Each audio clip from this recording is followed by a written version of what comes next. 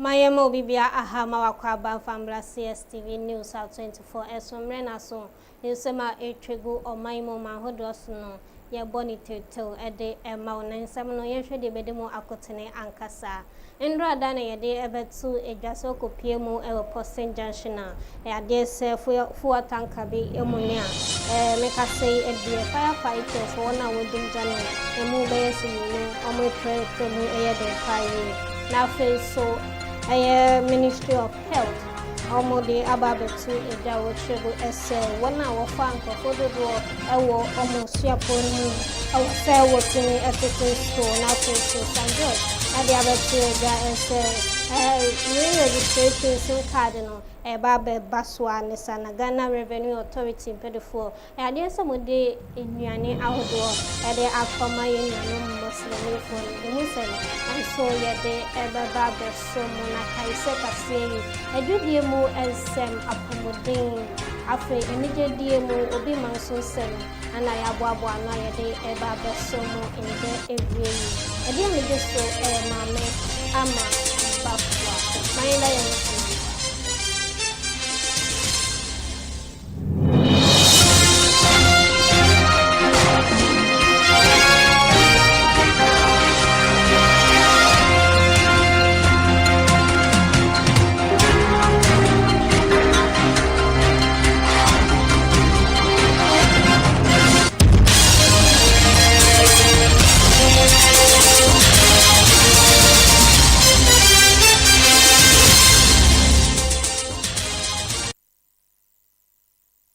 Yabasha yesem no aseyere ni ekwakochiremu ewo emfifi mantem eyegomwa na ababeto edwa esendra dana rehusin bi esiye ewo Posting Junction na efa ehye ya chese efa fangu ibi eko emuni ya choba bi ewo ho adoso etibi SSL na mekase edunja kuo no mpedofo ebo modern se wo behwe na ejana amane hoso no ebetimi abre ase na mekase say de emu be semi no de ade so mo pre mu eyedempa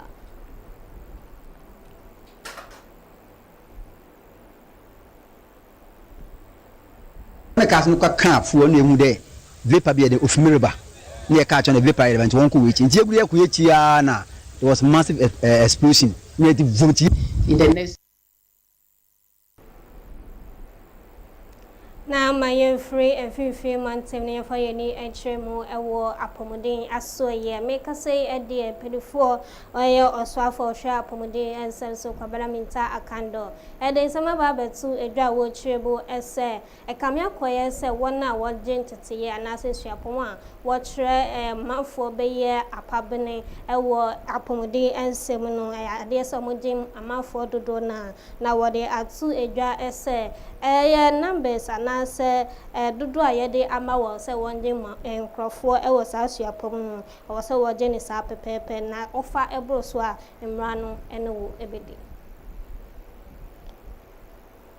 Nema bebre ena G-Tech ene NMC ebehwe so nema akota ne sefa nti yahu se mpem bebre no eba ne sa na principals for ni binom e de omo pe eye de omo pe na institution bia ni oman mu a wa na otimi ye de ope bia nji abo no mkoko ye obi ni mo hwa ya twe oma so obi ye ma ne se onfa 750 aye nyina ya gi atum offer 2650 of course eni akwem na classroom ben kwa no betra me akere oma de lectures mo mo yesay uko jan lecture theater na students wo ho ebro 1000 how will you be able to teach well? Na peni kwantrefo a woda kolebu aban ayaresabia ye Dr. Yakubu Seidu Adam inde wode ato Ghana Health Service na feso ambulance service edib ese wonka wontoma emboa anu esase inde okopie mu ewa ayaresabia ewo oman Ghana hanu se kamia koyese mpa yade aje ayarefo no ade se ho akọ atwente wotimi ka wo ho eboma ababua ma chese empa obekwa ayaresabia na ni ho no eno so eto etimi etwa I believe there's an opportunity for closer collaboration between Ghana Health Service Kolibu Teaching Hospital, and the National Ambulance Service. Together, we can work towards establishing an integrated patient referral system that will enable better coordination among healthcare facilities. Such system will allow health facilities to have real-time visibility of bed availability across the network. Na asoya chese wo ehwe ya manone anase yenkita hudie ensenso nende wode atu edwase woni National Communication Authority NCA mpedefo eka wotoma abo ani esanse awmudi jumedie bi ebaye se obehwe na re-registration of SIM card no so ebetimi akoso na oswafo a owo asoye no ano Sam George de atu edwa ese re-registration SIM card no ebeba so. I'm actually sticking to my word. Go back and take the press conferences I did as deputy ranking member and the media engagements I had. The critical thing I complained about, for which reason I said the registration in 2021 to 2023 should not have happened, was the lack of biometric verification.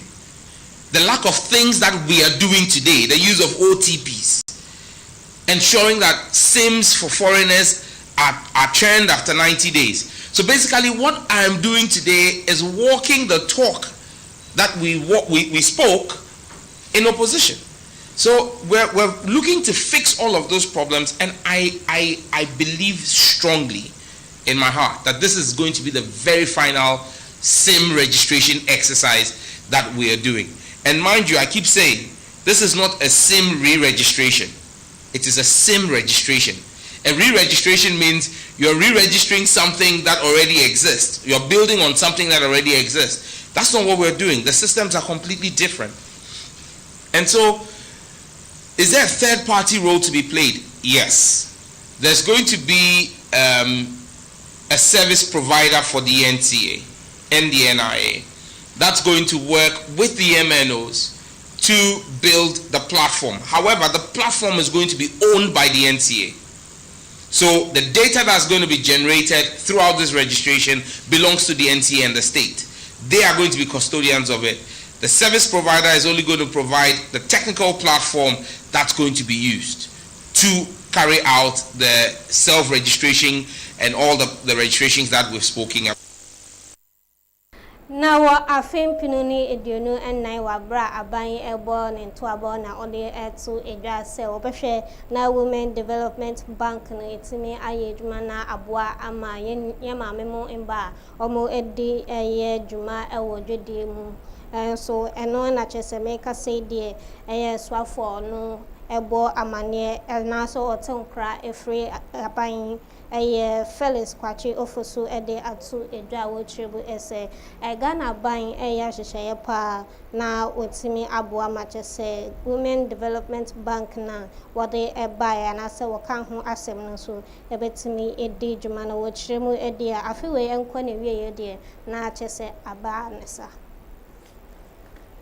An engagement with the chairperson of the committee that is working on the Women's Development Bank, and she informed me that you had indicated that you would like her to engage the public, to keep the public updated on where we've gotten to in terms of the rollout of the Women's Development Bank. So we graciously offered our Government Accountability Series platform for that purpose, and we stand ready to partner with the office to inform the people of Ghana on the extensive work that you have done so far to ensure that our women folk have some economic support to sustain their livelihoods and support their families.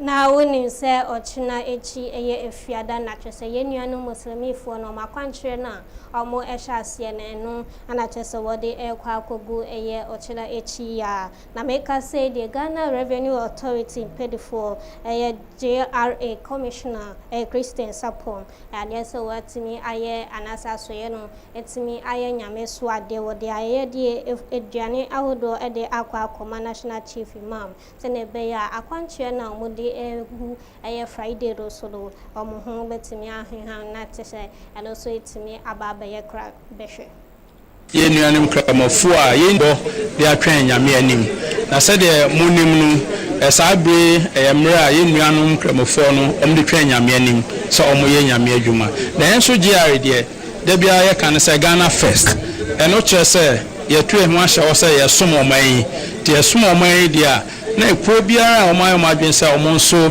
esum nyame no na se adwuma kro na ye ne omo ye nti e bae na ye keka yen sakakra wo aduane ho ni sika kakra a ye nam Chief Imam so ye vejina se we so na ya home se tell ye ba ejede mu se ni de akechiri ni na ye de beso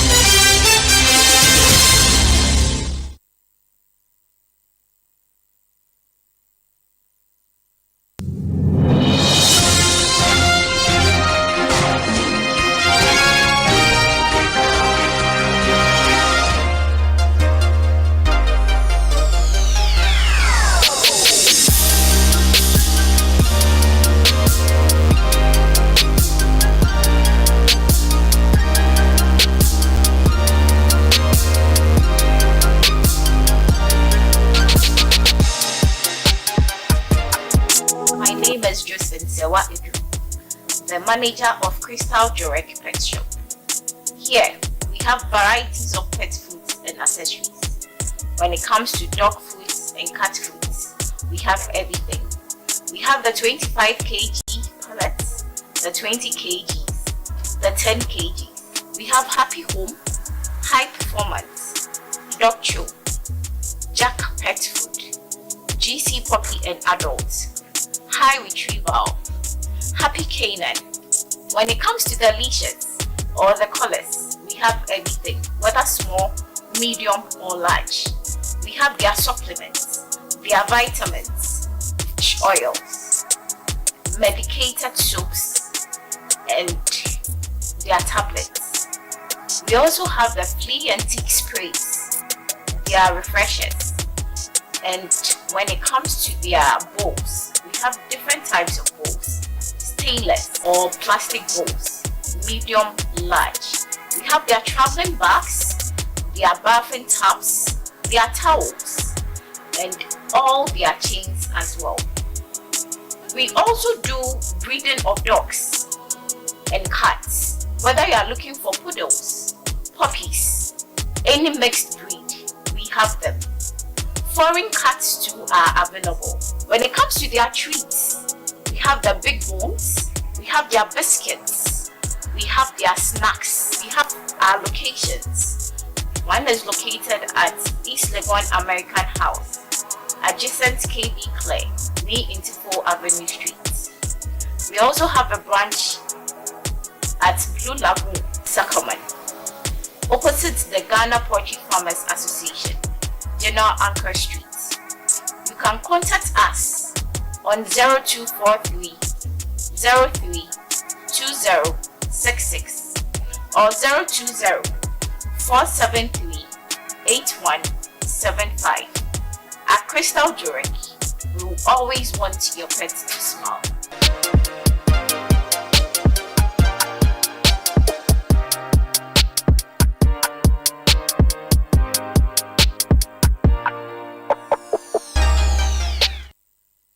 Maya Samu Vivia Aqua Babioda so I share area Prentureka Sia LCSTV so they do so a jodiemo and sem na Ghana man penny John Dramani Mahama Nande or de ato aswaya washe yesika sef eso ese wona echese woya abayendwuma sende wako wa humji ne kamyako yese na menteme ho ase musika sendi ana chese ensheda enkoye nani wa share aswaya washe yesika sef eso se wonyen toto ya eno ebeboa ma chese wasika sef so ebetibi aba.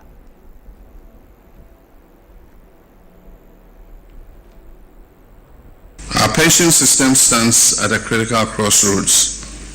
Nearly 2 decades after the introduction of the three-tier pension system, coverage remains limited.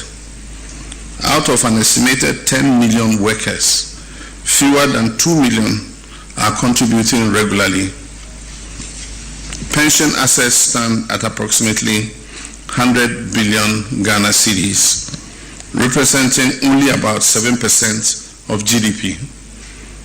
And I'm afraid to say this is well below continental benchmarks comparative with other African countries.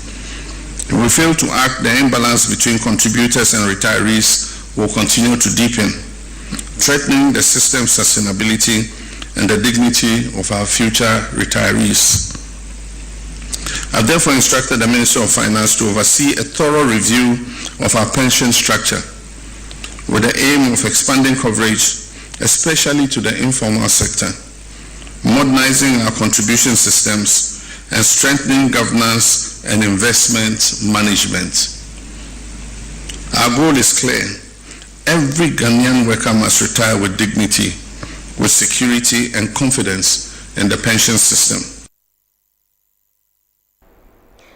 Na afeso aswaya ya frawo se Civil and Labor Government Staff Association of Ghana itraniti se klasak impendifo eye penimpa wada ano Isaac Bampo Ado ede ababitu edwa wo trebu se nanka wo se woye oye chire pesa se na Ghana ban ede wo kas kabie wo sa ban ede ema wo no enya de se wo sa aka na wo trebu ede wo ma ban enefua poly edu and 9 TWI senior bear obetibi abana yesika sema na se sika ehun so antimi akwa edwem no yede ama Suspension of strike action by the Civil and Local Government Staff Association, Ghana CLOSAC. The National Executive Committee of Civil and Local Government Staff Association, Ghana CLOSAC, on 17th March 2026 reviewed the appeal by government to call off the nationwide strike action and allow government 14 days to come to an amicable resolution of the issues with the salary structure and conditions of service of members of CLOSAC. EXECO therefore has suspended the nationwide strike. All members of CLOSAC are to report to work by Tuesday, 24th March 2026. Thank you.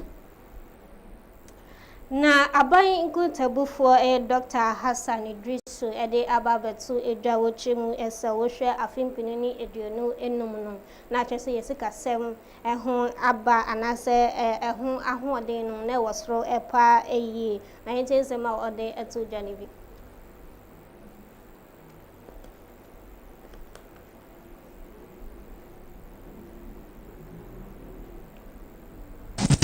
Sector now Oma growth cost papa yeah services.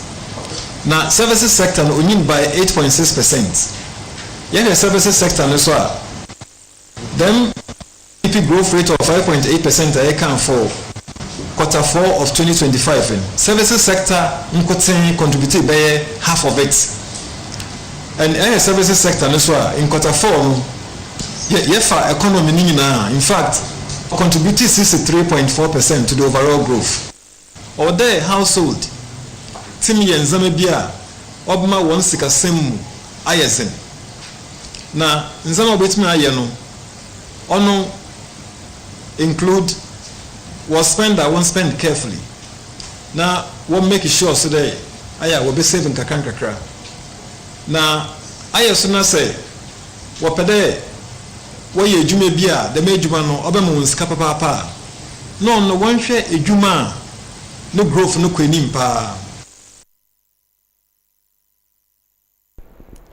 Na yɛbɛfiri adwadie mu nsɛm na yɛde ani akyerɛ mu ɛwɔ obi man so meka sɛ ɛdeɛ aberanteɛ bi a wɔnya mfihyia no aduasa nson akyɛ sɛ ɔno no ɔyɛ Chinese ni akyɛ sɛ Kenya ni baako bi so ɛka ne ho adeɛ sɛ yɛtumi asɔ wɔ pɛkyi ɛwɔ Jomo Kenyatta International Airport a yɛde wɔn akɔ akɔpie mu ɛwɔ asɛmdibea ne nyinaa ne sɛ wɔfiri anaasɛ wɔwɔ airport no adeɛ sɛ mpanyinfoɔ bi echo intatia chese omachichi no dosopo pa ana chese wode efri Kenya man no na wo trebu edia obene ne bosme da na etoso edu afimpinu ni eduonu ensia no wasan achi samrantie mienu ya chese intatia be yese omachichi dosopo ebe yese 1948 ana chese wode efri Kenya man no na wabra wode won ekopie mu ewo assemblybia no watre se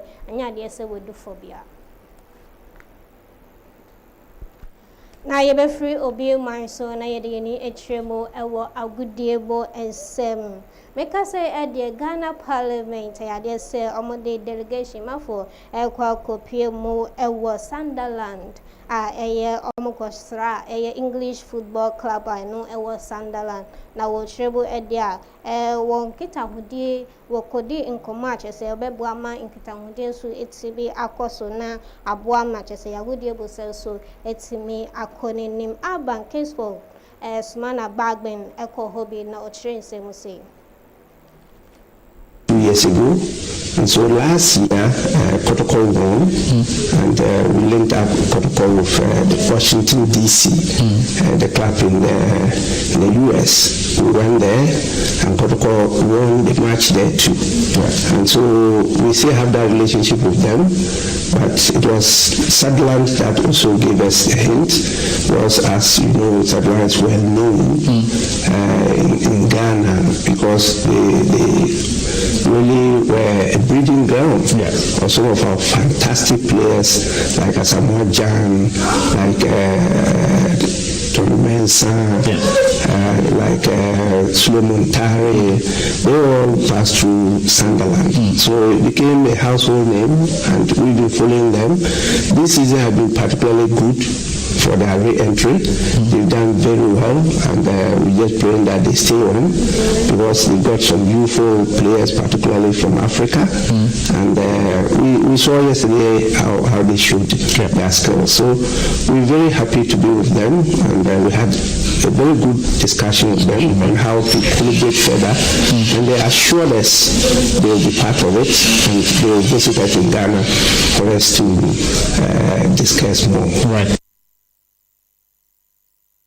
Na uninsaindrada na Ghana World Cup raffle draw no epa ho etuma ewo kanda eya asoya omohwe yisikase eso na mechirewu edia uninse sa edwumedi a chese wapa ho etuma no eno no eba beboa ma chese foto a chese dey ya dey ababetu edwa ese eba beboa ma chese Blasters team no 2026 FIFA World Cup no ebetimi abo ho dewro na afeso adehye timi etimi aboa match say Blasters team no so etimi akode debdo eno na chese wopa ho entuma na okopie mu we odimedie no asia enwumtuni ahodo anase ndetofo ahodo bebre na na kopie mu ewase Stone Boys akode Shatawale omuni na mokopie mu ewase adimedie no ase na eno echi na chese oswafo hwa agodie mu SM ekasa ya mayintense ma wode etso dwanibi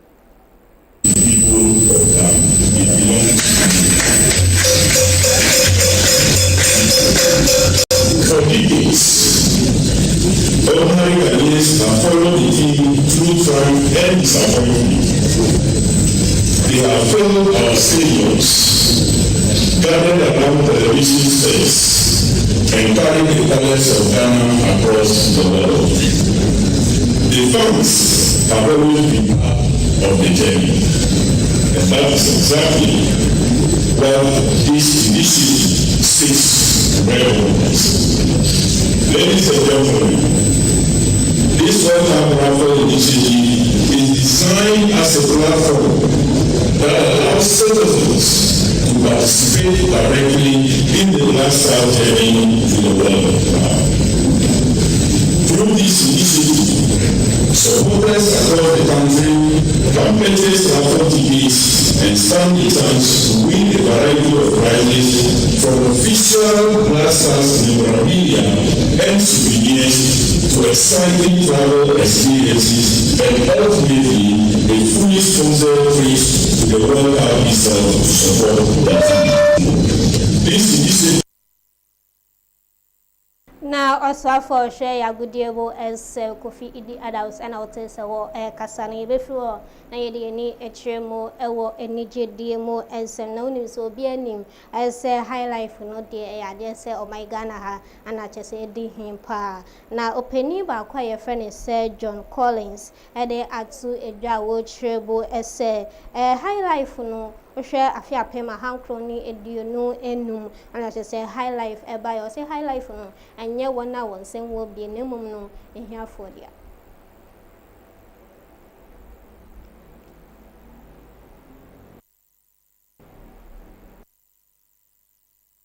I mean, the word highlife wasn't, it was actually, it was in the context of the ballroom orchestras. Okay. They were playing mainly European music from about 1914, but some of them were bold enough to take street music and orchestrate it. The poor people who gathered outside the clubs, they couldn't get in because they didn't have the right clothes, top hat. It was for the elites, the Ghanaian elites. Yeah. They heard their own street songs being played by high-class groups, so they called it high-life music. Let me say, I was told this by E.T. Mensah's older brother, who was the leader of the Accra Rhythmic Orchestra. Okay. So the word wasn't invented by the rich, and high-life doesn't come from the rich. It came from the poor.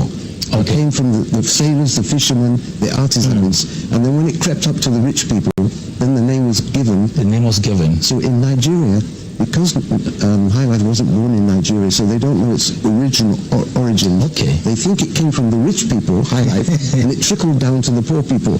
Not so. Right. It was just. Legal practitioner Kwame Adolfo Nende wade inse watu ja wochebu ese kujun kansan lewin ninsimbia wade ebetu edwa ese nimba mba anase nimba enumna chese wo hwe won ade se ba ko wo wa enye ne ba wo koye DNA echiremu se enye ne ba ankasa nenu na chese lawyer ni echiremu ese emranu entimi enye ne hwe moving album na ndi abanu chese mungu ade papa sini abuka be almost 20 billion, almost 2 million Ghana cedis. Yere bemu kwa o hwe de kwa nchaka nye hwe wo hwa mwadweni matnasi adi senu se o bia kan wasem ana mo namba bi na mudi zewu ana mo ye mo niema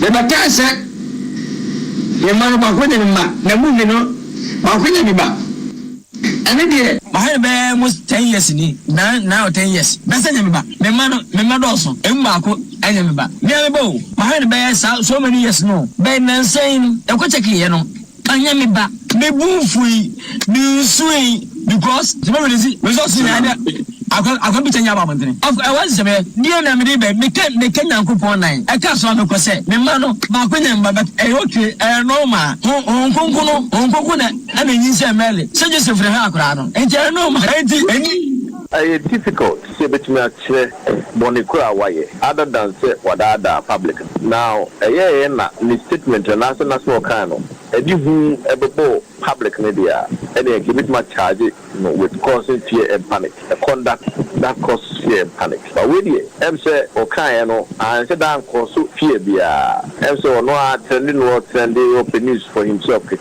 And yes, the control actually the whole Ghana mind. They know whether see bit much charge with the particular offense. I have no idea.